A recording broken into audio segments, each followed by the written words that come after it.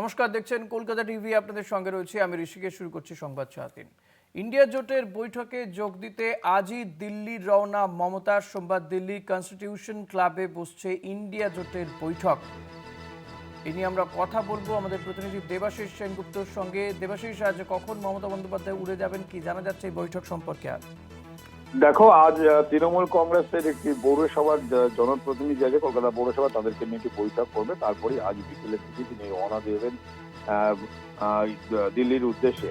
জানো যে 2023 সালে ডিসেম্বর মাসের শেষ কিন্তু ইন্ডিয়া জোটের বৈঠক হয়েছে যতদূর আমাদের মনে পড়ছে, এবং তারপরে এই বৈঠক আগামীকাল অর্থাৎ 8ই জুন দিল্লির কনস্টিটিউশন ক্লাবে সেখানে বৈঠক হবে। সেই বৈঠকে যেমন থাকবে ইন্ডিয়া জোটের অন্য যারা শরিকাত আছে তারা যেমন থাকবেন, পাশাপাশি মমতা বন্দ্যোপাধ্যায় সেই বৈঠকে যোগ দিতে কিন্তু সেখানে আজই তিনি উপস্থিত হচ্ছেন।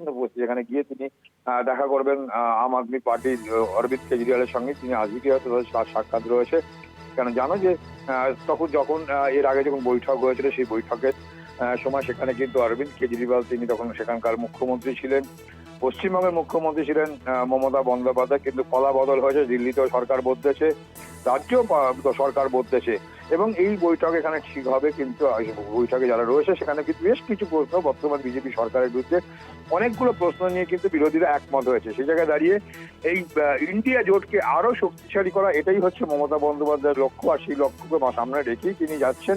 কেন একদিকে রাজ্যে ক্ষমতা হারিয়েছে এবং সেই জায়গায় অনেক কিছু প্রশ্ন এসছে যে বিজেপির বিরুদ্ধে বিজেপি নানান রকম ভাবে নির্বাচনে কারচুপি করেছে, এরকম বহু অভিযোগ এসছে। আমাদের সেই জায়গায় দাঁড়িয়ে আগামী দিনে জাতীয় স্তরে বিজেপির বিরুদ্ধে কোন কোন ইস্যুগুলোকে তুলে ধরা হবে, কিভাবে দেশ জুড়ে তা মানুষের কাছে পৌঁছে দেওয়া হবে, সেটা যেমন আসতে পারে এই আলোচনায়।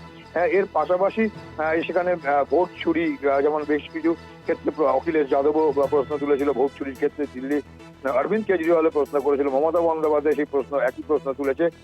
এবং সেই জায়গায় সেই ভোট চুরি নিয়ে যেমন হতে পারে, নিটের ফলের পেপার লিক হয়েছে তা নিয়েও আলোচনা হতে পারে, এবং বেশ কিছু রায়ের প্রতিফলন ঝুলিয়ে রাখা, হকার উচ্ছেদ, বুলডোজার রাজ, এবং এই ইস্যুগুলো থাকবে। এছাড়াও পেট্রোল ডিজেলের লাগাম ছাড়া মূল্যবৃদ্ধি, সবকিছু বিষয় নিয়েই কিন্তু এই আজকের ইন্ডিয়া জোটে আলোচনা হবে।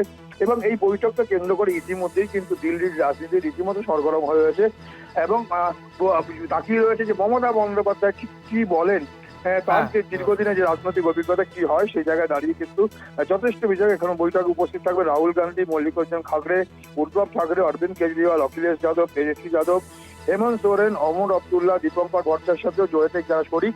এখন দেখার বিষয় যে সেই জায়গায় দাঁড়িয়ে কোন কোন ইস্যুতে আগামী দিনে বিজেপির বিরুদ্ধে সারা দেশ জুড়ে যে প্রতিবাদ, সেই প্রতিবাদ আন্দোলন কিভাবে সংগঠিত হয়, ইন্ডিয়া জোট কতটা শক্তিশালী হয়, তা নিয়ে কিন্তু ইতিমধ্যে রাজনৈতিক মহল রীতিমতো সরগরম। এখন দেখার বিষয় বৈঠকের শেষে কি নির্যাস ফিরে আসে, কি নির্যাস আসে, সেদিকে তাকিয়ে রয়েছে দেশের রাজনৈতিক মহল। ধন্যবাদ দেবাশিস। কথা বলছিলাম প্রতিনিধি দেবাশিস সেনগুপ্তর সঙ্গে।